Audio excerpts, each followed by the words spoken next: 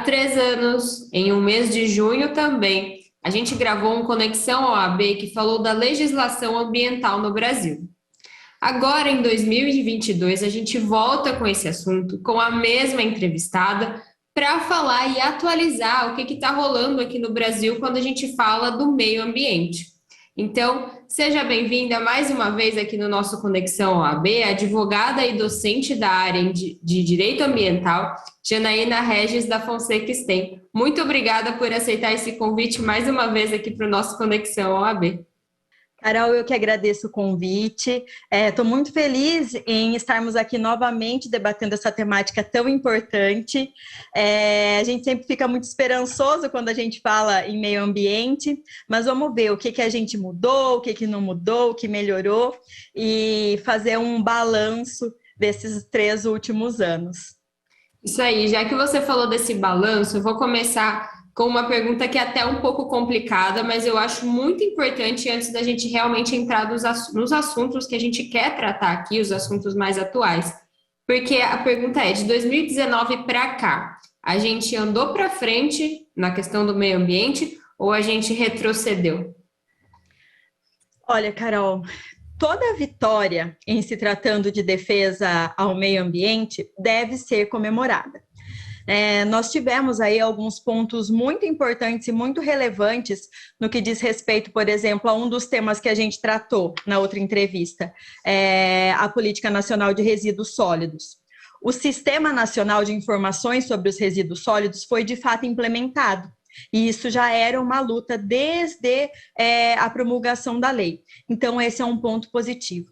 Outro ponto que a gente consegue destacar também é que houve um ajuste entre os Estados Unidos e o Brasil e houve a destinação de alguns valores consideráveis, salvo engano, algo em torno de 100 milhões de dólares para a proteção da área amazônica. Esses são pontos que, de fato, merecem serem ressaltados e são importantes na questão ambiental. Só que não são os únicos pontos que deveriam ser atendidos. Então, a gente tem muitos pontos, infelizmente, de retrocesso, como, por exemplo, a falta de atenção ao licenciamento ambiental, mesmo com as tragédias que nós vivemos. Inclusive, a pauta de 2019 foi logo após a tragédia de Brumadinho, né? Ainda não temos a atenção necessária a essa pauta. O descuido com relação às áreas de proteção permanente ainda é algo que vem sendo não atendido, que merecia ser melhor cuidado. A questão do aumento do número de desmatamento das áreas desmatadas também é outro ponto que nós não conseguimos progredir. A falta de debates expressivos sobre as questões ambientais, então as pautas acabam ficando muito soltas. Infelizmente, a gente não teve um avanço como desejado. Mas acredito eu que a gente precisa se ater àquilo que foi favorável e a gente teve alguns pontos de melhoria, sim. E esse assunto é permanente, ele entrou realmente na pauta de discussão, ainda que tenha muito a melhorar. E para a gente entender também qual é o contexto em que ocorrem essas discussões, que momento a gente está vivendo hoje e como essa pauta ambiental está se relacionando com ele? Os momentos do nosso país com relação ao meio ambiente, na verdade, sempre são muito conturbados.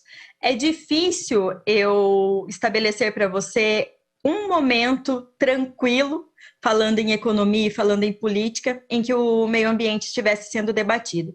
Então, o cenário atual, ele não é dos mais favoráveis, como não foi nos governos anteriores também.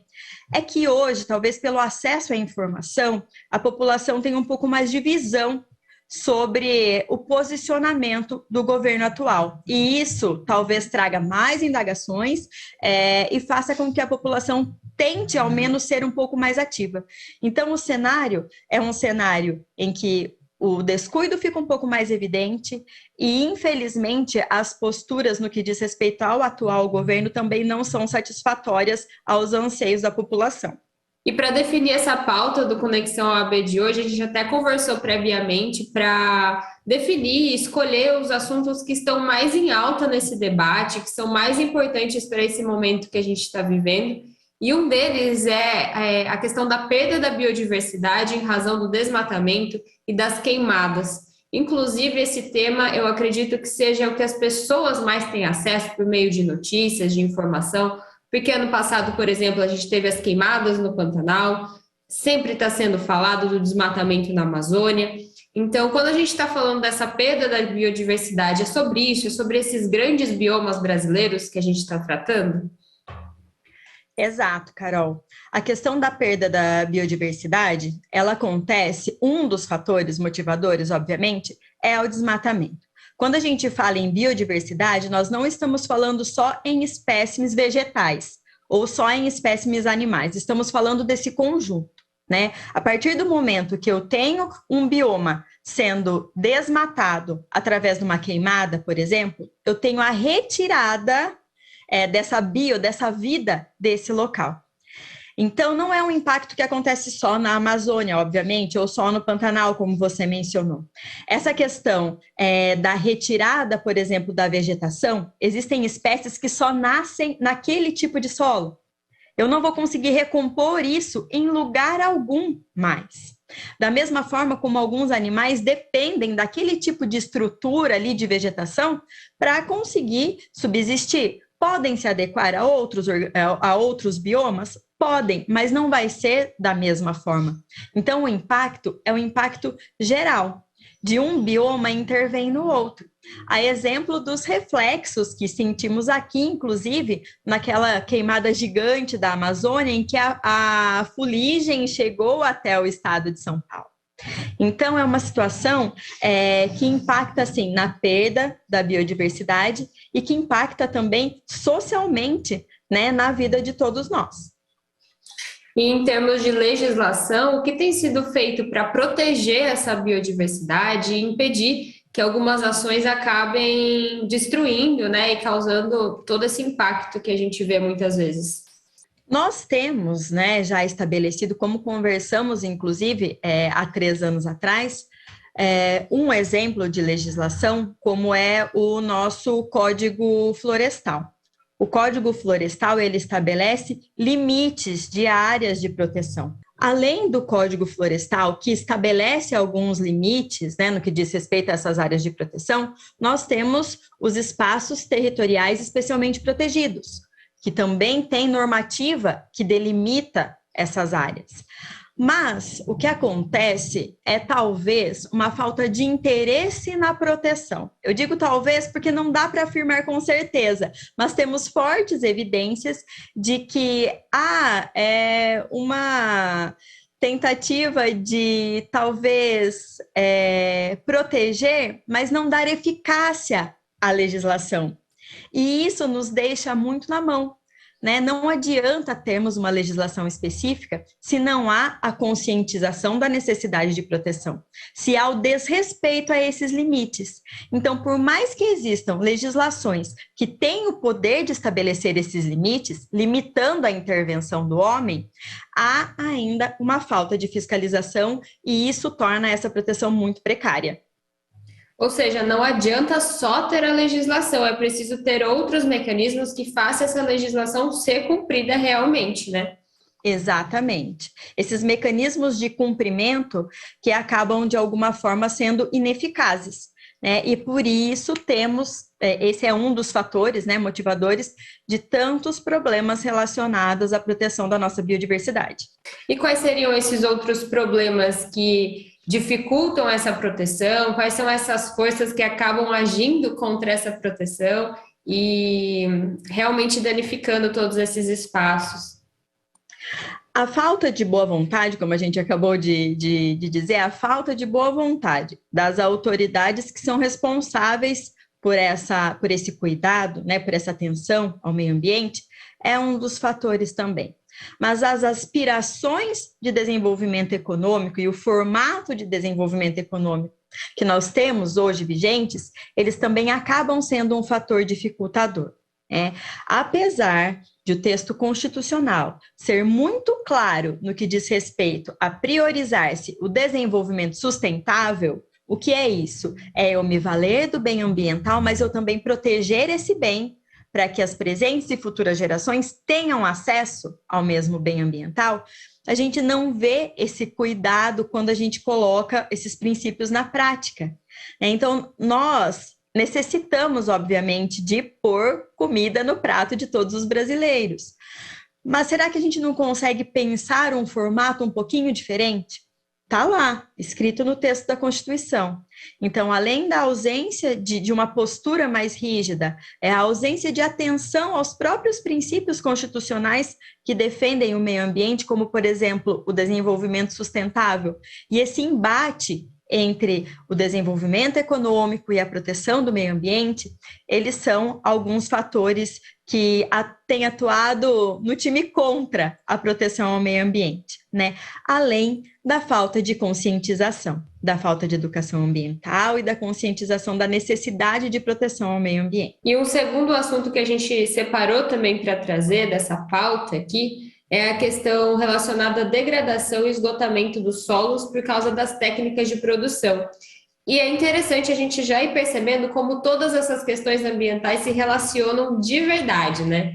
Então, para a gente entender essa aqui, mais uma vez, né? Quais são as forças antagônicas que estão agindo? Então, por um lado, para a proteção desse solo, e por outro também, a que acaba prejudicando essa proteção. A gente quase entrou nessa pauta já, né? Mas fica assim evidente isso já desde os primórdios das discussões da legislação ambiental brasileira, o conflito de interesses entre a bancada ruralista e a bancada ambientalista. Isso se tornou ainda mais evidente na discussão antes da promulgação do Código Florestal, né? A diminuição da área de proteção para uma extensão da área de produção ou passível de produção, né, dentro do nosso território, a validação daquilo que já havia sido degradado, né, convalidando aquele desmatamento como sendo ok, sem a necessidade de uma recuperação. Então, sempre haverá esse grande embate que diz respeito ao desenvolvimento econômico, mas que haveria de ter um equilíbrio maior justamente pelos princípios que nós tratamos agora há pouco, né? Eu tenho lá no artigo 170 da Constituição Federal que o desenvolvimento econômico vai se dar de uma forma sustentável. Eu tenho no artigo 225 da Constituição todos aqueles direitos que são inerentes à proteção ao meio ambiente. E aí, ali nós temos mais princípios que reforçam que há a possibilidade dessas temáticas caminharem em conjunto e não em confronto. E a gente acaba tendo grandes permissões, nós somos um país muito permissivo no que diz respeito à utilização dos bens ambientais. Até que ponto vale a pena a gente aumentar a área de produção e não proteger aquilo que é natural, que está ali não porque foi semeado por alguém, mas porque é inerente àquele bioma. E vale a pena, de fato, eu aumentar essa área? Ou eu poderia, de alguma forma, estudar meios e tecnologias de melhor aproveitamento dessa área, já que eu já tenho algo consolidado como devastado, que não vai se recuperar como o bioma anterior, vamos nos utilizar dessa área de melhor forma. É muito triste que a gente vê na mídia e toda a população tem acesso, por exemplo, a algumas divulgações, se falar qualquer um vai saber, agro é tech, agro é pop, agro é tudo. Realmente é, mas até que ponto eu desvinculo esse tudo desse meio necessário para que esse tudo aconteça? Então, é justamente essa falta de conscientização que dói um pouco aqueles que estudam a temática, porque seria muito mais bacana que a gente tivesse também a conscientização de que o agro pode ser feito de uma forma menos devastadora. Para não existirem vilões na história, para realmente andar junto por um bem comum. Obviamente, a intenção é que a sociedade se desenvolva, que o país se desenvolva, e o país tem potencial para isso. E já que a gente entrou nesse assunto do agro, né, seria interessante a gente explicar também aqui uma expressão que foi utilizada há um tempo atrás e acabou pegando, né, que é passar a boiada, né? Então, se referindo a leis que são discutidas às vezes na surdina e que poderiam pôr em risco o meio ambiente. Então, que leis seriam essas que às vezes estão sendo debatidas e podem trazer um efeito contrário, né? Não proteger o meio ambiente, mas acabar deixando a legislação mais permissiva, por exemplo? Nós temos, Carol, algumas situações, por exemplo, de regulamentação de legislação, como leis de manejo do solo, que acontecem a nível nacional, estadual e municipal. Nós temos leis que liberam novas substâncias, agrotóxicos novos sendo liberados para utilização pelo Ministério da Agricultura no nosso território, de substâncias que talvez não conheçamos ainda os efeitos concretos. Nós temos alguns incentivos fiscais maiores para a produção do que para o cuidado ao meio ambiente. Essas legislações, elas acabam passando pela porteira no meio de outras pautas. Então, a gente tem visto, infelizmente, uma postura daqueles que são responsáveis pela nossa legislação de aproveitar que a população está, às vezes, muito alvoroçada com determinada temática, e enquanto discute essa temática, aprova algumas outras que são subsidiárias, que estão ali um pouco abaixo, mas que causam muito impacto na nossa legislação, principalmente no nosso cotidiano, porque eu tenho uma lei sendo posta em prática sem eu, ao menos, passar para a população os impactos dessa legislação. Então, é essa porteira aberta que a gente tinha que dar uma repensada, dar uma reestruturada, para que não passemos mais por tantas situações impossíveis de reversão, como nós estamos vendo acontecer no cenário atual. E vamos falar então dos recursos hídricos, que é um dos nossos temas, né? Porque então o que tem sido feito quanto à escassez da água pelo mau uso e gerenciamento das bacias hidrográficas? Então, primeiro, né? O que seria o mau uso e o mau gerenciamento desses recursos? E depois o que tem sido feito para combater justamente essas práticas erradas ou práticas comprometedoras? Com relação aos recursos hídricos, e como a gente está falando de meio ambiente, a gente está falando de relações que acontecem em um meio de forma interativa, muito dos reflexos com relação aos recursos hídricos dizem justamente também respeito ao desmatamento, ao não respeito das áreas verdes. Mais uma vez, eu retomo o Código Florestal como sendo um instrumento de manutenção das áreas verdes que não tem sido respeitado. Eu preservando os verdes, eu permito que o ciclo da água seja completo, seja com relação aos lençóis freáticos, seja com relação aos ciclos de chuva, né, que são essenciais para a manutenção desses recursos hídricos. Juntamente com essa questão, né, da manutenção do verde, existem os planos das gestões, né, a nível federal, estadual e municipal, no que dizem respeito ao cuidado a essa água, né? Então, o formato correto do escoamento dessa água, dos dejetos dessa água, do tratamento dessa água para devolução ao leito dos rios. Tudo isso tem que ser muito bem planejado e tudo isso tem que ser muito bem estruturado. Então, é esse cuidado que exige, mais uma vez, do Poder Legislativo e do Poder Executivo, um esforço conjunto para a manutenção e para a possibilidade de permanência de acesso aos recursos hídricos de qualidade, porque eu não posso ofertar água de qualquer forma, né? Eu preciso ofertar esses recursos hídricos com qualidade para consumo. E no caso, a gente está falando tanto da escassez da água, né, quanto da qualidade.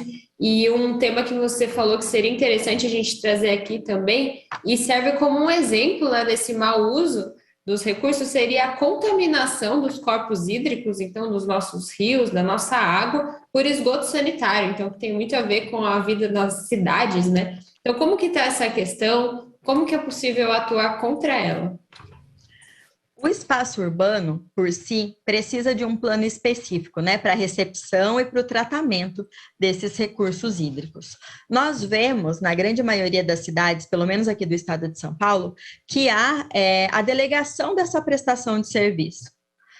Nós temos aqui, por exemplo, um plano estruturado pela Sabesp, né, que faz a coleta desses dejetos nas nossas residências para tratamento e para devolução ao ambiente. Isso acontece, isso se dá através das estações de tratamento.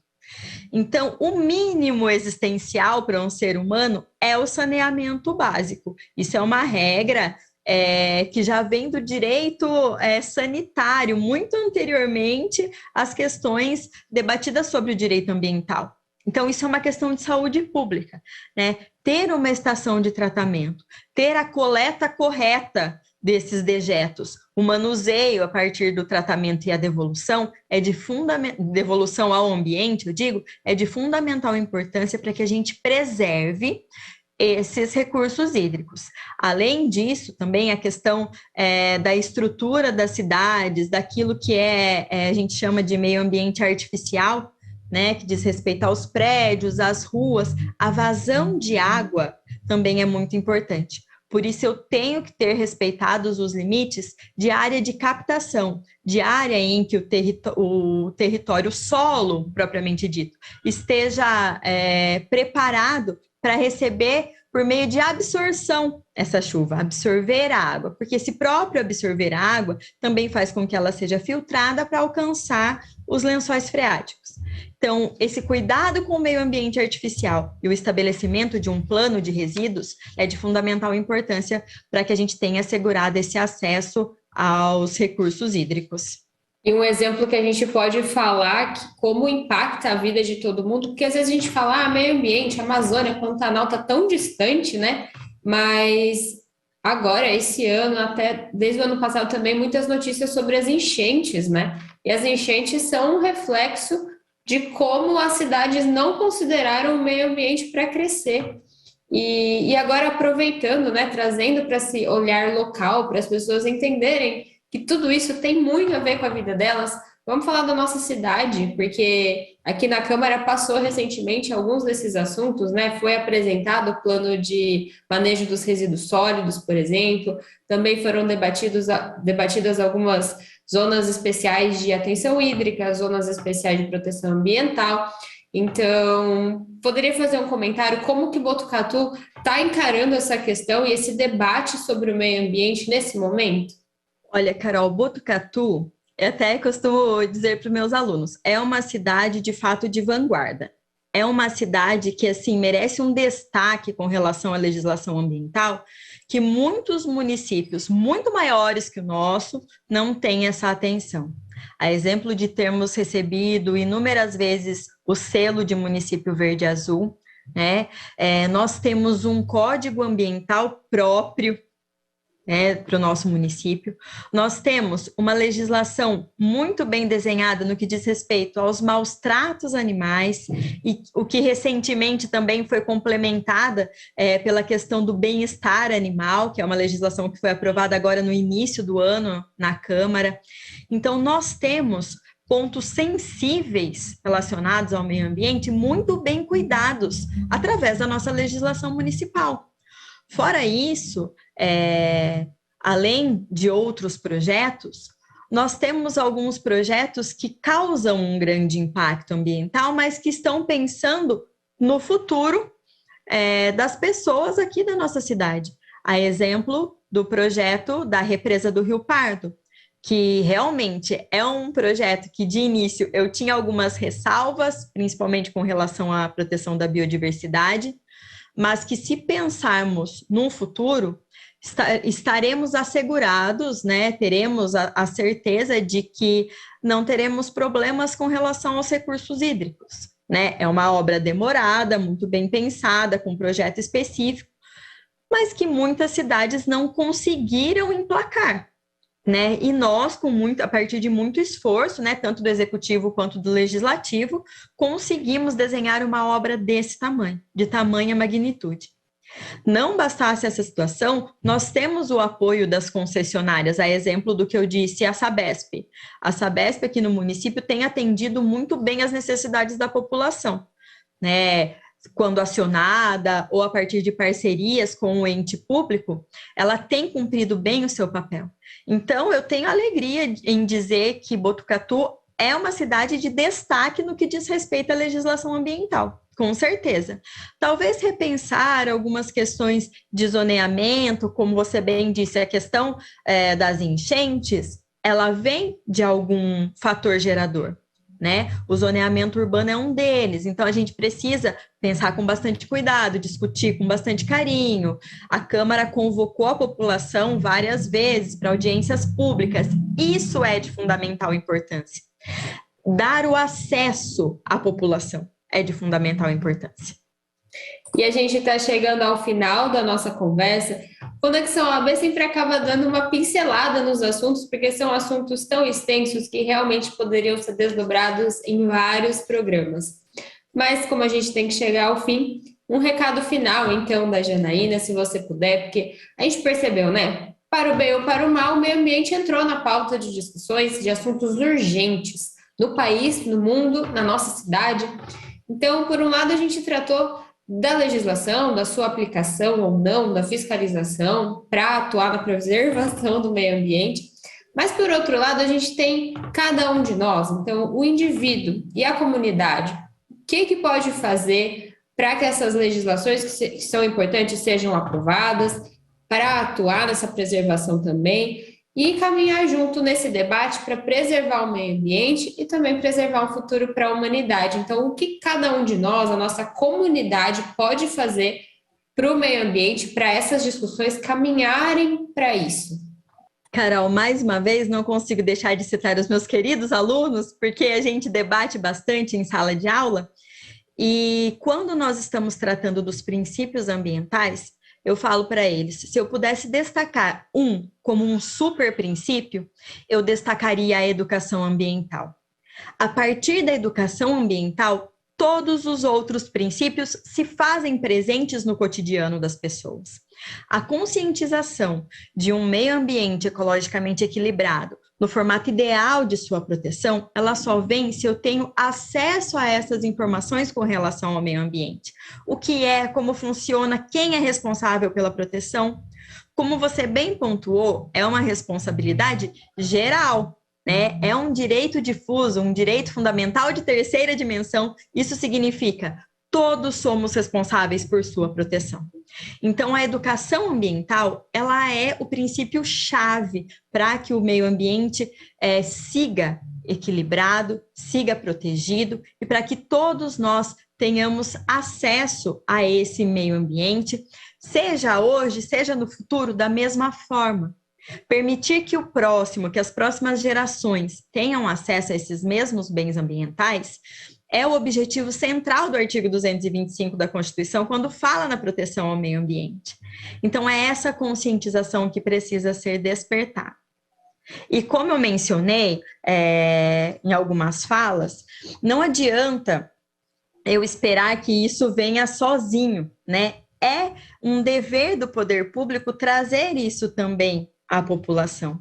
Então, só se caminharmos em conjunto é que vamos conseguir proteger o meio ambiente. Porque uma vez danificado, ele jamais vai retomar o seu status anterior e a gente tem muito a perder com isso. Janaína, eu queria convidar agora você que trabalha nessa área, dá aulas nessa área, você está lançando um livro também, então se você quiser deixar o convite para o pessoal conhecer essa sua obra, fique à vontade. Carol, muito obrigada. Há algumas semanas foi o lançamento oficial da obra, né? Então eu tive a alegria de escrever um livro sobre a proteção ao meio ambiente e justamente sobre as ferramentas para impedirem que o dano aconteça, né? Nesse sentido que acabamos de conversar, uma vez danificado, o ambiente jamais retoma ao seu status anterior. Então, aqueles que tenham curiosidade, que queiram ter contato com a obra, fiquem à vontade, me procurem nas redes sociais. Nós ainda temos alguns exemplares no preço promocional.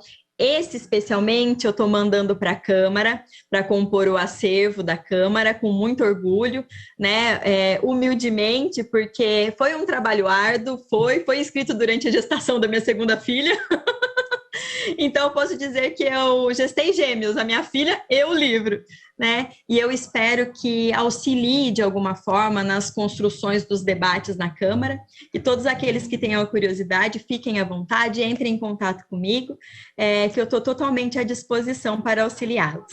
Além disso, nós temos um projeto muito bacana, eu faço parte da Comissão de Proteção ao Meio Ambiente da OAB.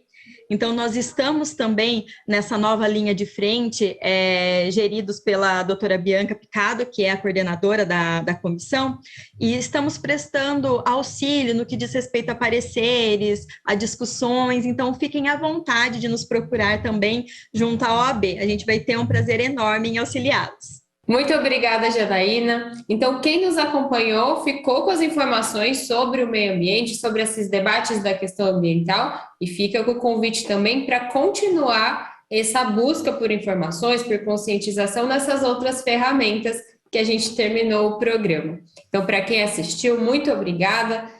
Você pode acompanhar reprises desse programa na TV Câmara Botucatu, e ele está sempre disponível no nosso canal do YouTube. Pode ir lá na playlist do Conexão OAB, que você inclusive encontra o nosso programa lá de 2019, se quiser comparar, ou qualquer uma das outras edições com os outros advogados que passam por aqui. Obrigada e até a próxima.